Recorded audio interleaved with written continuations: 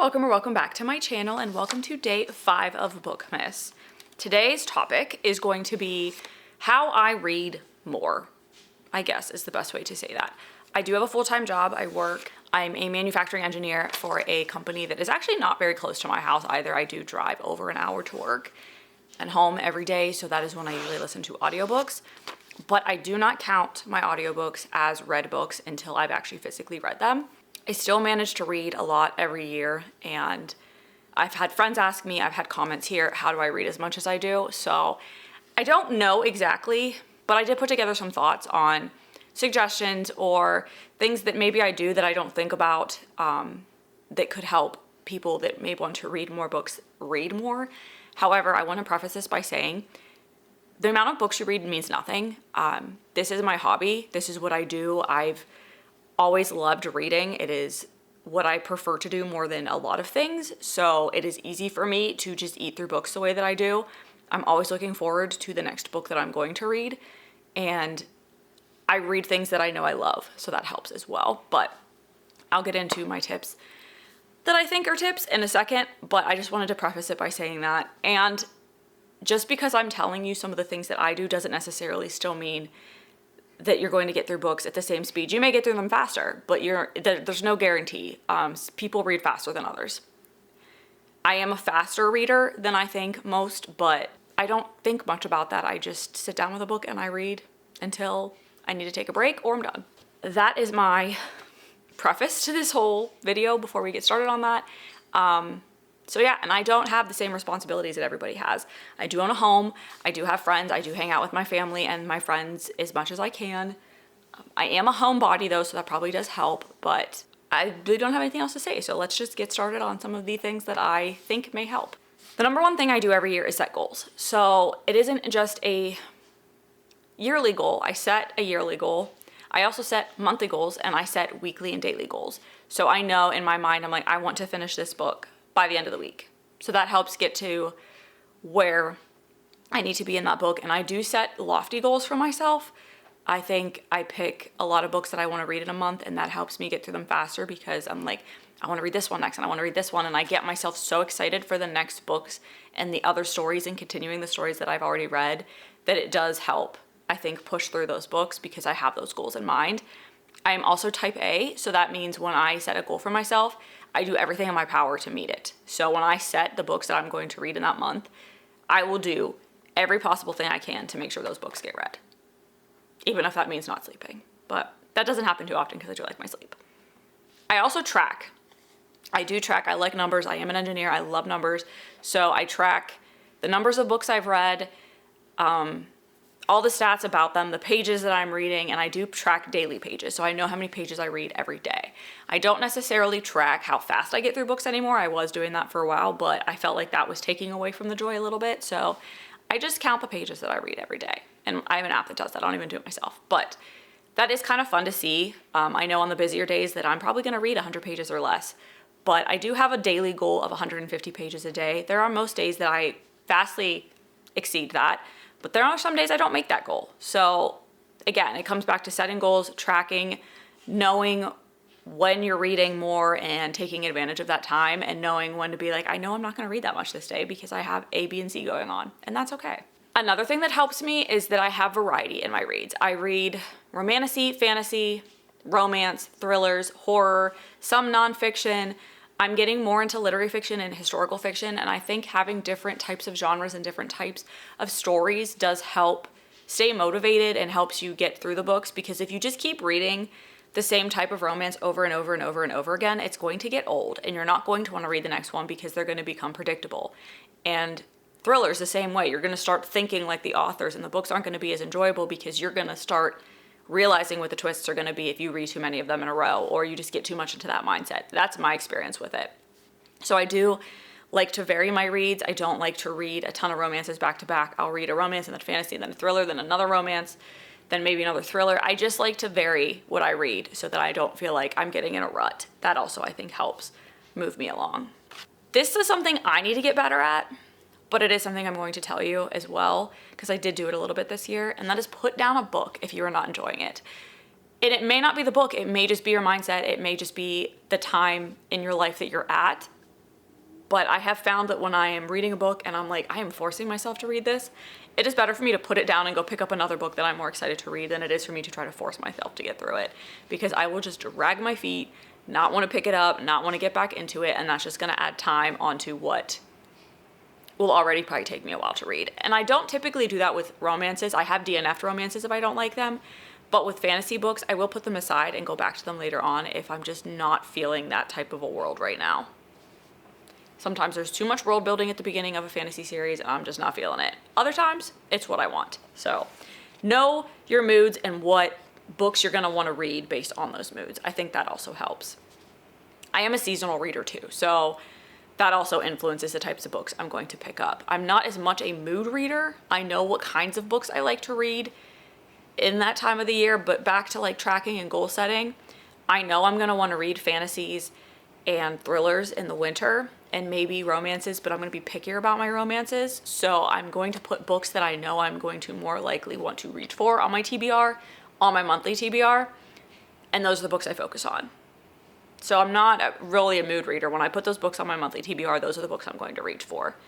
And then if I finish those, then I can mood read. Okay, so the next ones are all kind of connected. And that is just making time to read. I know that there's so many distractions in this world, so many things going on, but when you find the time to read, eliminate those distractions. Put your phone on the other side of the room, turn it over, don't look at it.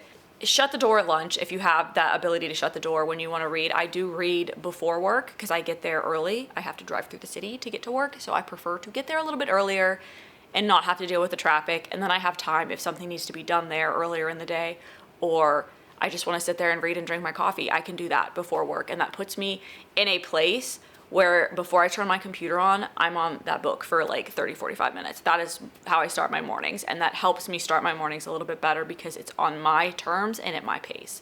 So that is another tip I have, is just make time when you can. I know everybody doesn't have that ability, and that's fine, but I do try to read a little bit before work, and then my lunch half hour is usually reading. I don't really eat big lunches. I don't get a lunch every day though either. So again, it's just times that I do build into my day to help not only get through the books I'm reading, but it also helps me. Reading is my therapy. It helps me take a step back from the day and not have to think about what's going on at work for that small time period. But I do eliminate the distractions. I shut the door. It doesn't always work. People still come knocking, but I do try to dissuade that from happening by shutting the door for a half an hour around my lunchtime. So with distractions, prioritize reading over TV if that's what's important to you. I don't really watch TV that much. I have streaming apps, but I watch like 3 shows. I watch The Big Bang Theory, Friends, and Schitt's Creek. And typically they're background noise and they're on like volume level 2, just so something's going on in the background. Before bed, I prefer to read. It helps me fall asleep. It helps keep my mind active and not thinking about things that maybe I shouldn't be thinking about. So that is how I wind down every day, is by reading. And I know that sometimes I'm reading a book that's irritating to me and it doesn't always help me wind down, but it is better than I think staring at a TV screen for the hour, hour and a half before bed. Also, put the phone down, stop scrolling. Somebody's gotta tell you. I have wasted so much time scrolling on TikTok and Instagram, and I don't have my Facebook anymore. I did get rid of my Facebook, but put the phone down. There's nothing on there that's that exciting, or set a timer. Set a timer, only let yourself scroll for like 15, 20 minutes and then put it down and pick up a book, because we can get lost in scrolling for hours. So I found that that is also an easy way to find more time in your day that's already there that you're just using elsewhere. So these last 2 ones are ones that I didn't really think about, but I had somebody else kind of say to me once, and I do this, so maybe that is why I also can get further. Always know the next book you're gonna read. That helps you look forward to the next read. It helps you get through the book that you're reading. I always have an idea of what order I'm going to read my monthly TBR, and it does change. But at the same time, as I mentioned before, I don't like to read all the romances, all the fantasies, all the thrillers. I will mix them up. But sometimes after a fantasy, I think I'm gonna go into a thriller and I'm like, you know what, I really need a romance after that, so I'll swap some books. But for the most part, I know the next book that I'm going to read when I'm finished with the one that I'm currently reading. So that helps as well. Helps me look forward to it, be excited about it. Again, do not put a book on your TBR that you're not excited about, because you're not going to read it, and it's going to stop you from wanting to read the other books. So I know those TBR jars are fun, but don't put a book on there you don't want to read. You're not going to read it. The next one is something that I had to learn, and you know who taught it to me was Stephen King, because of how he writes his books. he does not really do chapters. He does sections. So he'll have like a part 1 of a book, and then within it, there'll be sections 1, 2, 3, 4, 5, 6, whatever, but they don't end on a definitive page. It'll be halfway down a page, he'll be like, here's the start of 2. Battery died, and then I forgot to turn the camera back on, so I was talking at nothing. But I did pick up a book when I went to get a new battery. So this is what I mean by his chapters end in the middle of a page. That used to irritate the ever-living crap out of me, because I am type A, like I said, and I like even numbers and I like ending at the end of a page. And it would irritate me that I'd have to stop on the middle of like page 207, because that's just where that section stopped. But it did teach me that it is okay to put a book down in the middle of a chapter. It is okay to put a book down when there's a page break, or you finish a page, or if you're in the middle of 2 paragraphs that have a page break. Read when you can. If you've got 5 minutes before a doctor's appointment where you're sitting in the waiting room, take the book in. If you're sitting in the car waiting to pick your kids up from school, or waiting to drop them off, or practice or whatever. I don't have children, but I'm trying to think of things that people that have more responsibilities than me may have to find time. Take the book then. When you go, I always have a book on me, because when I go out, if I ever have a time where I'm waiting, I'm picking that book up. Have a book always loaded on your Kindle, so you can just pick up the Kindle app on your phone and read. Those are just easy ways to get a few pages in here or there. Unless the chapters are like 2 pages long, Jennifer Lynn Barnes, I love that, but not everybody writes like that. There could be a 50-page chapter, and if you wait until you have enough time to read 50 pages, you're never gonna read, because the amount of times that that's gonna happen are just not likely. So it is okay to finish a page in the middle of a chapter and put the book down. It is okay to stop at a page break in the middle of a page and put the book down. It's okay to read 3 paragraphs and then have someone come bother you and put the book down. Just, those are little ways to that the pages will eventually add up. And it's better, again, than scrolling on your phone and looking at things that maybe will just upset you more. So that is how I viewed it. I found when I had downtime, I was on my Facebook scrolling, on Instagram scrolling, and finding things that just upset me. So I put the phone down and I picked up a book and I read something that was enjoyable. So that is the other, probably the biggest one that I've had to learn, is that it's okay to read 2 pages. It's okay to read 3 pages. It's okay to read 50, but just read when you have the time, and be okay with stopping at a not traditional stopping point in a book, because those pages will add up. I think that's really all I can offer. Like I said, just because you use these tips doesn't necessarily mean you're going to read at the same pace as somebody else. Everybody reads faster, slower, different paces. It is what it is. But if you are looking to try to get a few more books in a year, or just how to prioritize your time more if reading is a priority to you and you don't know how to sneak those extra pages in, maybe some of these tips will help.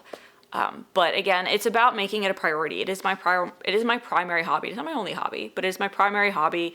It is what I use to de-stress. It is what I use to stop thinking about the world and the ways it upsets me. And that's just it. And I do read fast. So I don't know. I may not read as many books next year too. It could just be the mood I'm in. Sometimes I really want to read. Sometimes I'm like, no, I'm just going to sit here and stare at the wall. I don't know. So hopefully that helps. Let me know if you have any tips that maybe I missed, and you can put them in the comments below so that everybody can kind of see them. And I hope that this offered, if you clicked on this wanting tips, I hope that it gave you something. But if not, it's okay to not read as much as other people, just as long as you're reading what you love. So thank you so much if you made it this far in the video, and I hope to see you all for Bookmas Day 7.